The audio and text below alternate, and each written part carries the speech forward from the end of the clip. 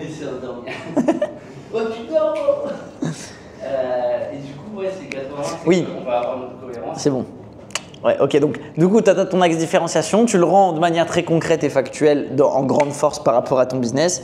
Ensuite, du coup, tu te dis, bon, bah, cette grande force-là, il faut qu'elle serve une cible que j'aime, que j'ai envie d'aider, à qui j'ai envie de travailler, mais aussi qui a la plus grosse problématique de ce que je résous.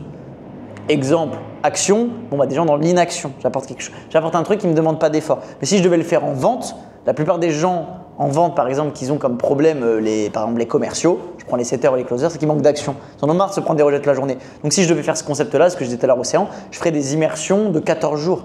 Ça serait ça mon concept unique. Je ferais que des immersions de 14 jours. Tu vois, 14 jours, 14 jours, 14 jours, 14 jours. Et les mecs, je serais avec eux pendant 14 jours. Tous les jours, je serais là, les mecs, on appelle. Tu vois. Je leur apporterais juste de l'énergie en vrai. Juste de l'énergie parce que moi, je l'ai de l'action et que eux l'ont pas parce qu'on va prendre des rejets. Tu vois. Du coup, ça me créera un axe différenciant. Je sais pas si vous connaissez Noé Perret. Je trouve ça intéressant. Il a un bon concept. Il a un concept de co-living avec des entrepreneurs. Et il a gagné un truc avec Yomi Denzel là. Il joue comme ça là. Ouais. Et lui, il est très humain. Et il est très dans l'humain, très dans le partage, etc. Et tu vois, bah, ça lui ressemble en fait. Juste, il est là, il kiffe, il fait partager les gens, il fait kiffer les gens. Co-living, tu vois, en gros, c'est dans le mot, genre. Co-living, c'est un truc cool. Co-living, co-living. Le mec a trop de certitude. Living, the learning. Non, mais co-living, c'est par définition un truc cool où tu es avec des gens. C'est pas un truc où il y a de la pression, tu vois. Moi, ce serait l'opposé total que je créerais, par exemple, parce qu'on est des personnalités qui est totalement différent. Tu vois. Lui, il est grave dans l'humain, etc., dans le partage, la création de contenu, il connecte avec les gens, grave dans l'humain, tu vois. Moi, je serais l'inverse total, tu vois. Moi, ça serait pas co-living, ça s'appellerait performance, tu vois. Un truc où tu sais que ça va pas être cool. Un truc où vraiment tu vas en chier, tu vois, et ça va être chiant et ça va être relou. Mais par contre, les gens viendront pour du résultat. Donc, c'est pas le même type de gens qu'on va attirer. Moi, je vais attirer des gens qui sont des profils rouges et qui veulent de la performance et qu'on a rien à foutre du bien-être, tu vois. Alors que lui, il va attirer des gens qui veulent des relations et connecter. Tu vois, genre Nathan, il irait là-bas. Je me trompe? Non, je sais pas. Mais Flo, en tout cas, tu vois, Flo, en tout cas, de premier abord, Nathan, je pense qu'il irait plus par là-bas et toi, tu irais plus par là-bas. Après, toi, Nathan, tu vas dire non parce que c'est pas ce que tu recherches, parce que voilà, t'es ce type de personne. Donc, ça dépend de ton niveau de conscience. Mais dans l'idée, tu vois, les gens plus relations, tu vois, il y a des gens qui sont par définition plus intéressés par le résultat concret, nique le bien-être, et il y en a, ils préfèrent rencontrer du monde que d'avoir des résultats, tu vois. Genre, il y en a plein, tu vas leur poser la question, tu préfères gagner 10 000 euros par mois et bosser 15 heures par jour ou gagner 3 000 euros par mois mais être entouré de gens que t'aimes et tu kiffes et il y a des vraies relations sincères. T'en as, ils vont dire, moi, je préfère 3 000 euros par mois avec des vraies relations sincères, tu vois. Et t'en as, ils vont dire, moi, perso, je m'en tape des relations sincères, je veux gagner 10 000 euros par mois, tu vois. Donc, chacun, en fonction de son objectif, va y trouver son compte. Est-ce que le but, c'est d'être mieux? Non. Le but, c'est d'être identifiable pour être différent, tu vois. Et pour que les gens là voient de la valeur perçue. Parce que si je fais juste un mix des deux, les gens ne verront pas la valeur perçue. D'ailleurs, des gens qui essayent de faire comme lui, mais juste ils n'ont pas compris le truc que lui il a compris. Et du coup, forcément, ça part pas d'eux. Donc, du coup, ça ne marche pas, tu vois. C'est évident. Ouais, donc, ah oui, voilà, le fait d'être très précis permet que moi, ma cible ou que lui, sa cible, par exemple, se disent c'est trop bien. Et donc, du coup, paye sans se prendre la tête, tu vois. Paye, il voit la valeur, donc il paye, tu vois. C'est ça le plus important. Pour que votre vente soit facilitée. Avant d'être bon au closing, c'est des facteurs qui sont trop importants. Donc ça t'emmène sur amener ton axe différenciation. De ton axe différenciation, tu vois avec qui tu as envie de travailler et la personne qui a exactement aussi la plus grosse problématique que toi tu résous qui est facile pour toi. Tu understand? Tu vois? Ensuite, de cette plus grosse problématique, tu vas mettre ça en avant comme élément différenciant dans ton marketing. Ton offre reste la même, tout reste pareil. Juste, ton axe différenciant, ça va être celui-là. On va le mettre en avant dans le marketing. Et ton produit, c'est pareil. Mais là, du coup, tu n'as plus les mêmes gens ou des gens un peu différents qui ont raisonné avec un message encore plus précis. Donc, déjà, quand ils arrivent en call, ils sont plus qualifiés, ils ont plus le désir de ce que tu fais, ils voient plus la valeur de ce que tu fais. Et dans ton produit, ton axe, là, tu vas le mettre en avant dans ton produit. Ça va, d'une, leur apporter plus de résultats. Au-delà de ça, toi, ça doit être un effet de levier pour toi, qui l'est déjà, parce que aujourd'hui, vos forces, c'est votre 80-20 qui vous permet d'obtenir du résultat. C'est factuel, genre sans même faire d'effort, il y a forcément un truc dans votre quotidien, cet élément de force, c'est lui qui vous permet d'obtenir 80% de vos résultats. Ce truc dont vous ne faites pas exprès et qui fait que c'est cool et que vous y arrivez plus facilement dans certaines situations, plus difficilement dans d'autres, tu vois. Donc c'est ce truc-là qu'on va mettre en avant dans la livraison pour plusieurs choses. D'une, que vous ayez plus de résultats clients. Deux, ouais, à partir du moment où ça part en couille. Au début c'est cool, mais là j'ai client, Nathan, 5 sur 5. On lit la même chose, on est d'accord. Ah ouais. On est d'accord. Ah ouais, On est d'accord. Nathan, il comprend. Client là. Plus de résultats clients, moins d'efforts pour vous. Plus de résultats clients, de toute façon vous avez la vidéo. Plus de résultats clients, moins d'efforts pour vous. Et surtout tenir votre promesse que vous avez fait dans le marketing et plus de recos. Et après tout s'imbrique. Et après on recommence le cycle. Des questions? C'est clair. En fait, c'est le Les mecs vont lui dire c'est clair, pendant 2 heures, on est là jusqu'à 2 heures du mat. Non, vous n'avez pas compris, on recommence. Ouais, let's go. Dis-moi. Non, en fait, ouais, le pilier, c'est les 2 questions qu'on doit faire là déjà. Après, on aura toutes les réponses. En fait, ça va être facile après. Non. Enlève-toi ça de la tête. Ça. J'aurais préféré qu'ils vendent le rêve. Oui, non, mais en vrai, si, ça va être plus facile. Non, mais en vrai, non, il a raison. Certitude, de toute façon, vous allez me croire. Donc... non, si, il a raison, ça va être plus simple. Pas plus facile, mais plus simple. Parce que tu as la base. Donc, une fois que tu as la base, faut juste. Mais il faut se poser la question ensuite, mon prospect. Ok, avec qui j'ai envie de bosser? Ok, j'ai envie de bosser avec ce mec-là. Ok, donc moi, ma grande force, c'est ça. Mais qui dans tous ces gens-là que j'ai envie d'aider, exemple les entrepreneurs, les salariés, les trucs, les machins, ok, donc, ou les cadres, ou les sportifs, ou les militaires, dans ces gens-là, lesquels sont au stade de maturation où ils ont le plus la problématique de ce que j'ai, tu vois.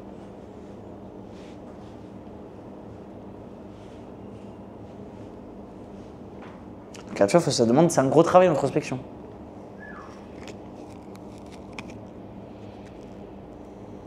C'est un travail qui peut paraître long, mais qui est vraiment game changer. Parce que ça va vous éviter des problématiques que vous pensez qu'elles viennent d'autres problématiques. Genre oui, là, on reste sur les… Ok, il faut résoudre la vente, il faut résoudre le closing, mais il n'y a pas que ça. Genre, un bon marketing mis en face de la mauvaise personne, genre, c'est pas bon, tu vois. Genre, un bon marketing… Mais je vais redire la même chose, là, du coup.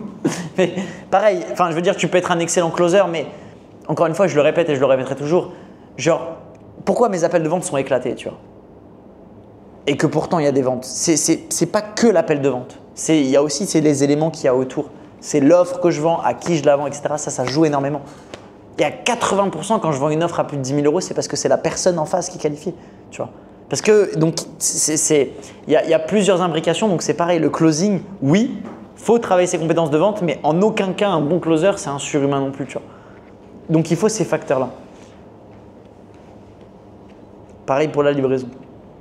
Plus vous identifiez que votre prospect type a les mêmes problématiques, plus c'est facile pour vous d'enlever des choses plus que d'en rajouter et de résoudre exactement sa problématique. Et donc d'apporter plus de résultats sur cette problématique. Et donc forcément par définition plus de résultats, plus de recos. Donc tu vois, ça demande vraiment de l'introspection, mais c'est important. Et là, vous allez passer vraiment du temps qui a la plus forte valeur ajoutée dans votre business. Le temps que vous allez passer à ça, vraiment je vous le dis, c'est le temps qui a le plus de valeur dans votre business. Océan, juste c'est important, c'est le temps que vous allez passer qui a le plus de valeur dans votre business. Je le répète, c'est le temps que vous allez passer dans votre business qui a le plus de valeur. Sur s'il y a un moment où vous avez le plus gros taux horaire et le plus gros retour sur investissement, c'est celui-là. C'est pas quand vous faites des actions, c'est celui-là, genre, vraiment. Le plus fort effet de levier, si demain vous avez une course de marathon et que vous dormez bien la nuit, demain vous allez courir la même course de marathon, on est d'accord? Donc du coup, vous allez bien dormir, vous êtes reposé. Je vais même vous poser la question. Le mec, il court un marathon de, je sais pas moi, 5 heures. Il se repose bien. Le soir, il dort, etc. Il se repose bien et le lendemain, il se lève, il fait un marathon, 5 heures. Donc il bosse dans l'action. Les 5 heures de marathon d'action, c'est les 5 heures que vous passez dans votre business tous les jours. Ça, c'est le type 1. Type 2, lui, il veut gagner de l'avance sur le marathon. Du coup, il fait quoi? Il dort moins, il s'entraîne, il continue d'optimiser et il va courir 1 heure de plus le lendemain. Vous pensez que c'est qui va avoir les meilleures performances? C'est pas qu'il y a quoi de plus. Hein? Il fait 1 heure de plus sur son temps. Il dort moins la veille, il se repose moins, donc ça veut dire qu'il se dit bon bah non, 8 heures c'est du temps de perdu, je vais pas me reposer. Et il fait d'autres choses, il s'occupe et tout. Et le lendemain matin, il se lève 1 heure plus tôt et ensuite il démarre son truc et tout. Qui aura les meilleures performances selon vous? Celui qui s'est reposé, qui a pris le temps de bien dormir, genre 8, 9 heures, 10 heures, ou celui qui a dormi 5 heures, 6 heures, mais par contre qui a démarré 1 heure plus tôt? Moi je dirais celui qui a démarré 1 heure plus tôt. Ah, mais du coup ça me nique mon exemple. C'est juste qu'il a pris le recul de comprendre que c'était vraiment important. Enfin, je pense que c'est ça l'exemple. Ouais. Déjà, le premier, quoi. Ce que je veux dire par là, c'est que le mec qui se sera reposé, il sera bien plus performant dans son marathon parce qu'il n'aura pas toute la fatigue de la veille, tu vois. Ouais.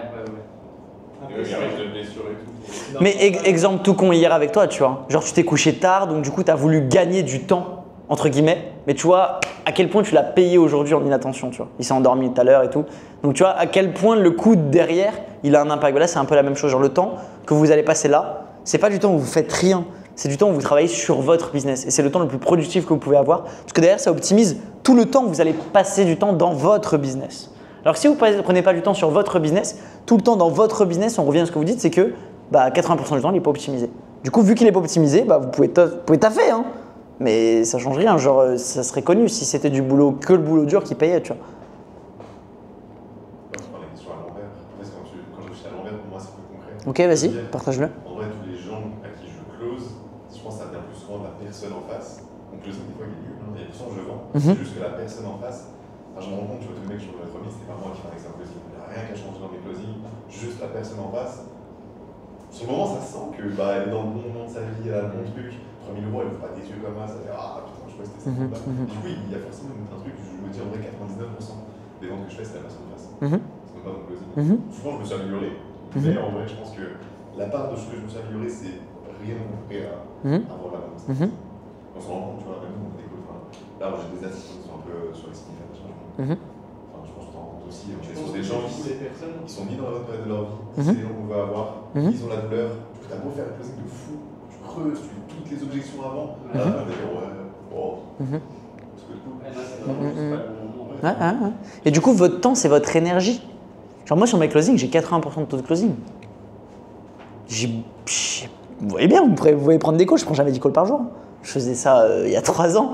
Mais c'est juste des rendez-vous et tac, il y a mon pote. Parce que mon énergie, elle est bien investie. Du coup, avec le même effort, on obtient le même résultat ou j'ai plus de résultats. Alors qu'on fait le même effort, si ce n'est. Et en vrai, je suis un abuseur, je fais même moins d'efforts que vous. La vérité. Je fais moins d'efforts.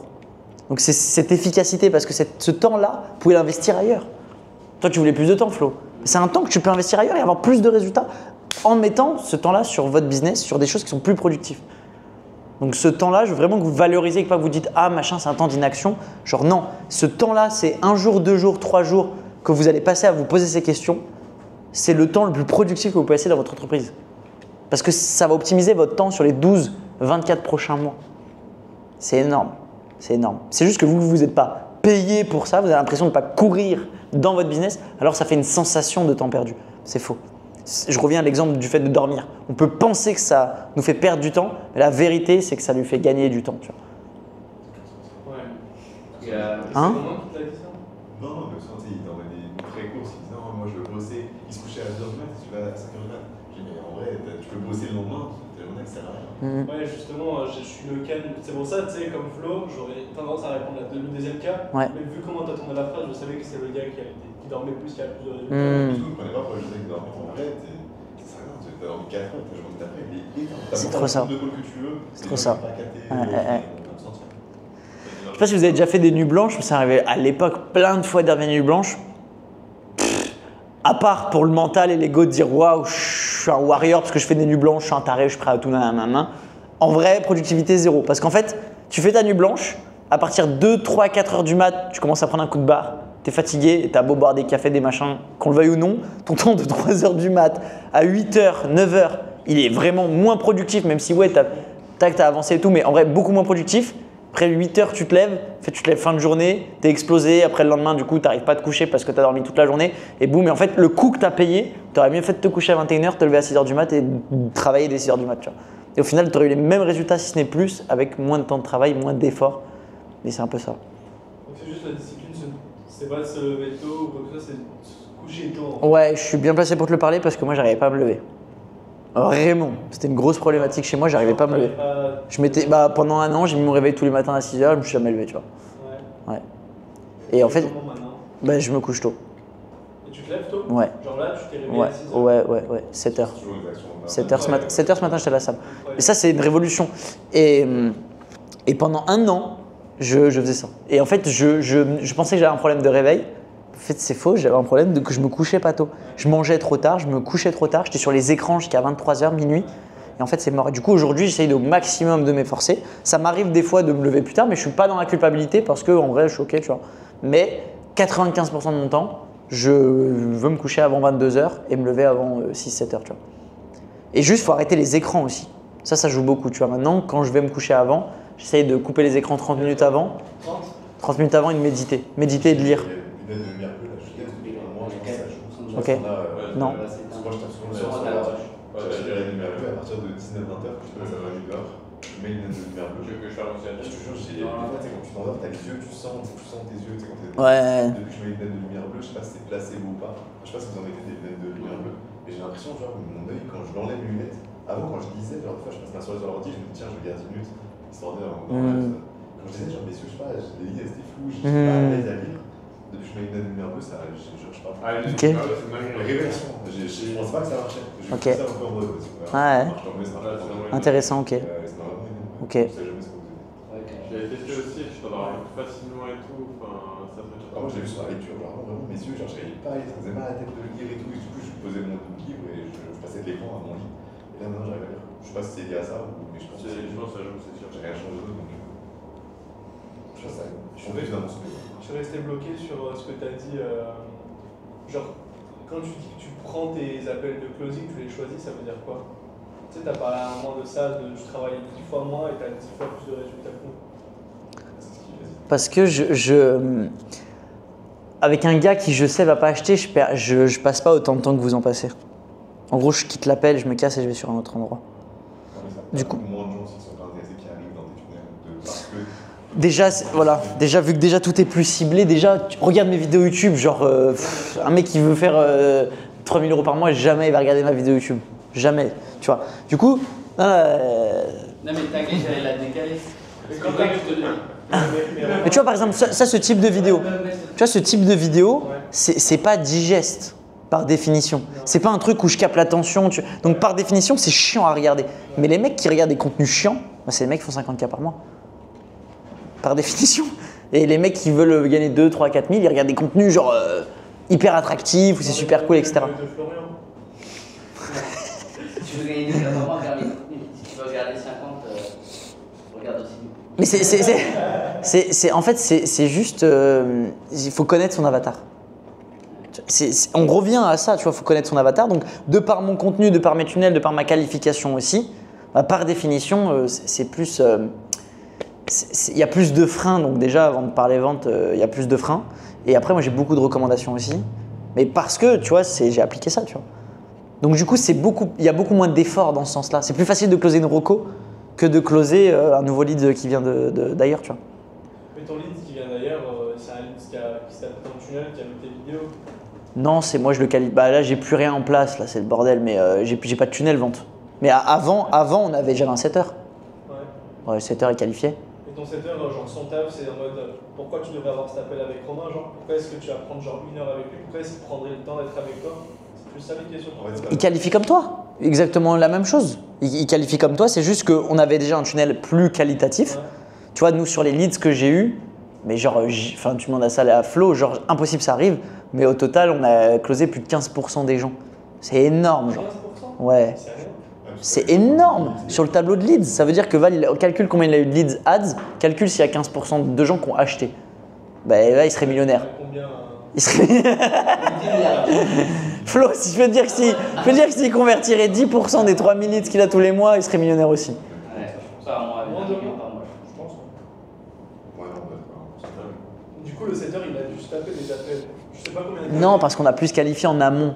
Du coup, en fait, nous, on a eu. En fait, pour traiter. C'est la cible, c'est d'avoir les bonnes personnes en face des appels. En fait, si tu veux, c'est juste que sur les leads qu'il y a. Océan, il me pose des questions, il m'écoute pas. Je comprends pas pourquoi t'as dit ça. Non, en fait, mon problème, c'est tout ce qu'on voit depuis.